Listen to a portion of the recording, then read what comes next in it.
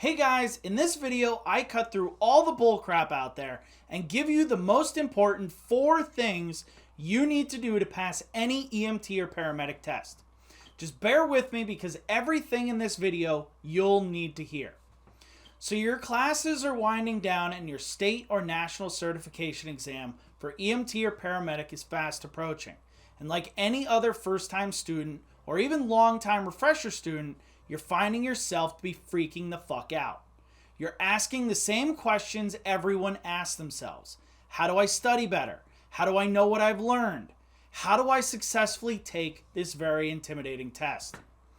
We have all been there, myself included, every single time I took my EMT test.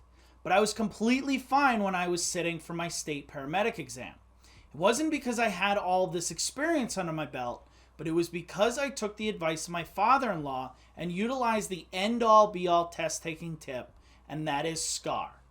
S.C.A.R is an acronym named by my dear friend and fellow EMT Kelsey, who you guys can hear twice monthly as one of the hosts of the Medic Materials podcast. S.C.A.R is literally the only thing I am thinking about on test day. You can Google or YouTube search how to pass the National Registry EMT test, and you'll get 400 different videos and articles saying the same thing. Study this way, create a study group, do practice tests, read your book, ask for help, and yes, all of that is really good. But how does that help you on test day? You cram up until the morning of the test. You work yourself up into a diaphoretic mess, and you're shaking when you walk into the testing center. And then you completely blank on everything you're supposed to have studied the last week and ultimately fail your test. This is where S.C.A.R saves you.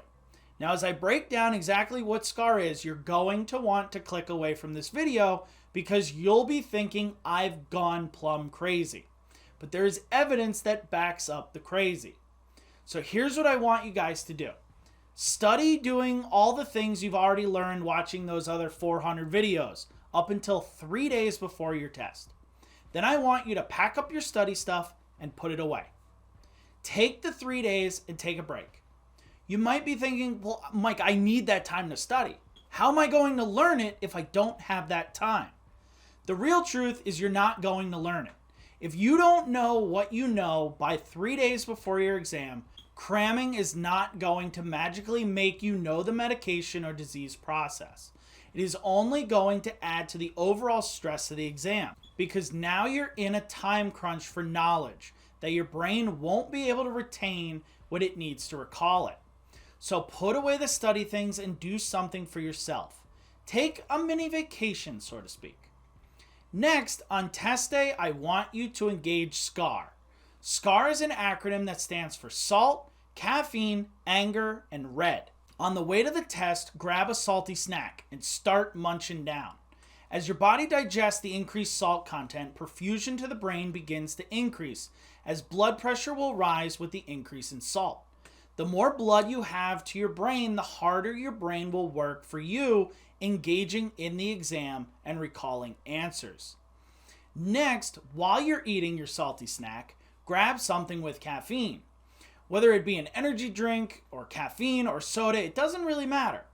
Caffeine not only will make you more perky so you're not tired during your exam, but caffeine helps the mind to focus. This is why many patients with attention deficit disorders are prescribed synthetic versions of caffeine to help them gain better focus. Caffeine also raises heart rate, which in turn sends more blood to the brain, increasing brain perfusion and performance. Next, you'll say, oh, come on, you're nuts. But I really want you to think about this one. I want you to get angry prior to your test. Most people want to be calm and collected before they sit for their exam. I want you guys to be fuming. Reason being is that being angry opens up the brain's subconscious.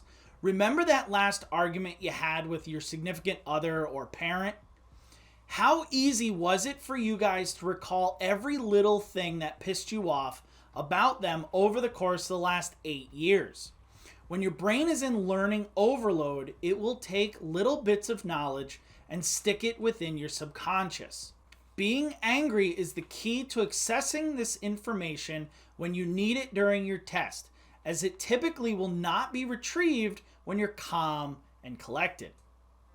Lastly, I want you to bring or wear something red in color. I know Turek has finally lost it, but stick with me. A 2013 study, which I'll link below, showed that the color red shows a significant increase in memory arousal. By increasing this arousal, allows you to bring out more information from the brain storage. Red also will help you to stay focused. Think of the bull and the red matador. The red cloth keeps the attention of the bull so the matador stays safe during the fight.